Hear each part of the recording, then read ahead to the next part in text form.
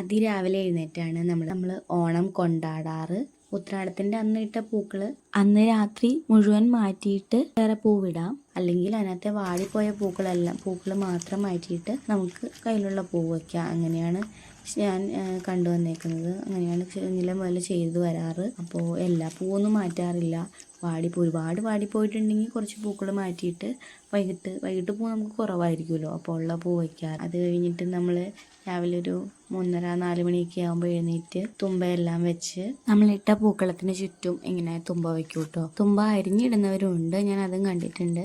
പക്ഷെ ഞാൻ ആദ്യമേ മുതൽ കണ്ടേക്കുന്നത് ഇങ്ങനെ മുഴുവനായി തന്നെ വെക്കുന്നതാണ് കേട്ടോ. ഓണത്തപ്പനെയും വെക്കുവാണ്. ഓണത്തപ്പനും നമ്മൾ തന്നെ ഉണ്ടാക്കിയതാണ്. അത് കഴിഞ്ഞിട്ട് നിലവിളക്ക് കത്തിച്ച് തേങ്ങ ഉടച്ച്, ആ തേങ്ങ ഉടയ്ക്കുന്നത് അരിപ്പൊടിയിലായിട്ട് ഒഴിച്ച്, അതുകൊണ്ടാണ് മാവേലിക്ക് പൂണൂലെല്ലാം വരയ്ക്കുന്നത് കേട്ടോ. അതിനുശേഷം അതെല്ലാം നമ്മളകത്തോട്ട് കയറുന്ന സ്റ്റെപ്പിലോട്ടും അടുക്കളയിലും ഒക്കെ കൊണ്ടുപോയി വരയ്ക്കാറുണ്ട്. അത് തന്നെ റോഡിലോട്ടും മാവേലി വന്നു പോയി എന്നുള്ളതിൻ്റെ ഒരു ഇതാണ് ഇത് കാണിക്കുന്നത്.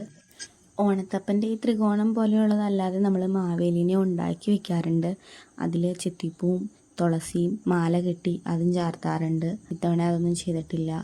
നമ്മൾ ഓണത്തിനുണ്ടാക്കുന്ന അട, അതിൽ ഒരടയിൽ തുമ്പപ്പൂ ഇട്ട്, ആ തുമ്പപ്പൂ ഇട്ട അട മാവേലിക്കായിട്ട് നമ്മൾ ഇതിൻ്റെ കൂട്ടത്തിൽ വെച്ച് കൊടുക്കാറുണ്ട്.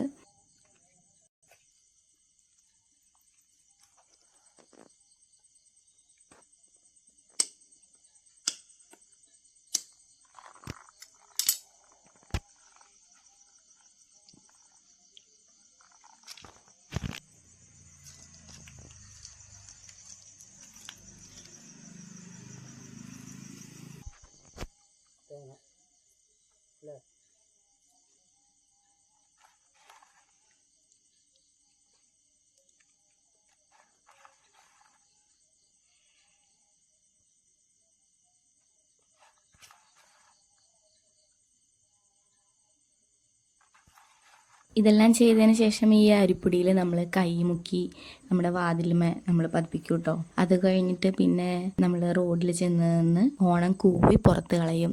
നമുക്ക് രാത്രി ആ സമയത്തൊക്കെ കൂവാൻ കിട്ടുന്നൊരു ചാൻസാണ് കേട്ടോ. അപ്പോൾ നമ്മുടെ കൂവൽ കേൾക്കുമ്പോൾ അടുത്ത ഓണിട്ടിട്ടുള്ളവർ അവരിങ്ങനെ ചെയ്യുന്നുണ്ടാവും. അപ്പോൾ അവരത് കേട്ട് അവിടെ നിന്നും കൂവ്. അത് നല്ല രസമായിരുന്നു കുഞ്ഞിലെയൊക്കെ. ഇപ്പോൾ അങ്ങനെ ആരും കൂവിയൊന്നും ഞാൻ കേൾക്കാറില്ല.